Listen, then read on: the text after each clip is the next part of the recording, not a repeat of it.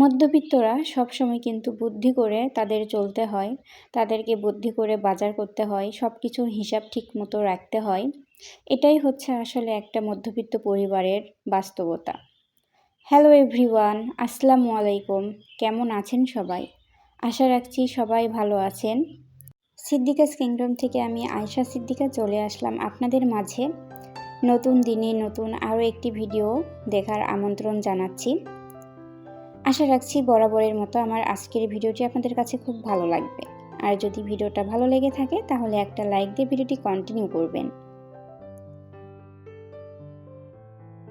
সকালের দিকে মুরগি নিয়ে আসছিল 2টা, তো সেগুলো সব কিছু কাটিয়ে রেখে দিছি। দেওয়ার পরে বিকালের দিকে আবার এই তো বাজারে গেছিলাম।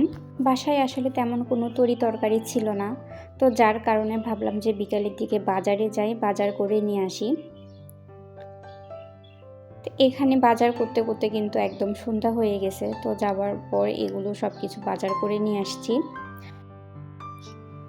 এখানে মাছ নিয়েছিলাম, এই মাছটা কাটেই নিয়ে আসছি। আর যেগুলো ছোট ছোট মাছ ছিল, তো এইটা আর কাটে দেয়নি, তো এটা এখন কাটতে হবে।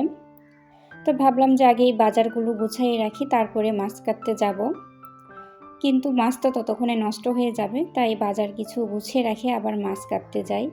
আর এসব কাজ করতে করতে তো আমার অনেক রাত লেগে যায়।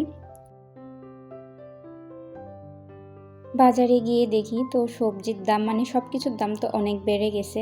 তো এখানে কিন্তু আমি অল্প অল্প করে সব কিছু নিয়ে আসছি, কারণ বেশি করে নিয়ে আসলে দেখা যায় যে নষ্ট হয়।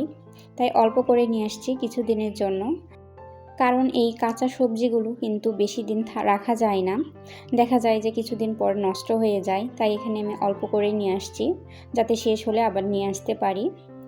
তো ওসব কাজ করতে করতে আমি আবার মাছ কাটতে চলে আসি, কারণ বেশিক্ষণ মাছ যদি বাহিরে রাখি তাহলে নষ্ট হয়ে যাবে। তো এখানে এগুলো মাছগুলো সব কিছু পরিষ্কার করে এখন এগুলো বক্সে করে রেখে দিব। আমি আসলে পলিথিনেই মাছ রাখি, তো এবার ভাবলাম যে বক্সে করে পানি দিয়ে রাখি, তাহলে নাকি মাছ অনেক ভালো থাকে। তো ভাবলাম যে এবার তাহলে একটু বক্সে করে রাখি, দেখি কি হয়। আর আমার পরিবারের সদস্য মাত্র আমরা 2 জন, তো যার কারণে কিন্তু এখানে আমি অল্প অল্প করে সব কিছু বাজার করে নিয়ে আসছি। আর বেশি করে নিয়ে আসলে দেখা যায় যে সেটা নষ্ট হয়ে যায়, ভালো থাকে না।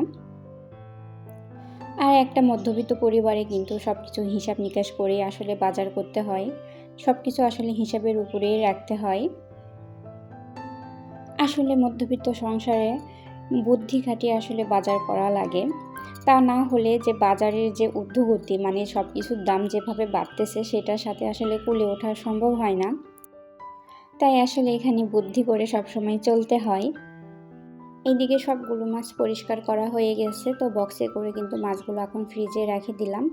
আর যেহেতু পানি সহ ফ্রিজে রাখলাম তাই খুব তাড়াতাড়ি বরফ হয়ে যাবে, আর এই কারণেই কিন্তু মাছগুলো খুব ভালো থাকে।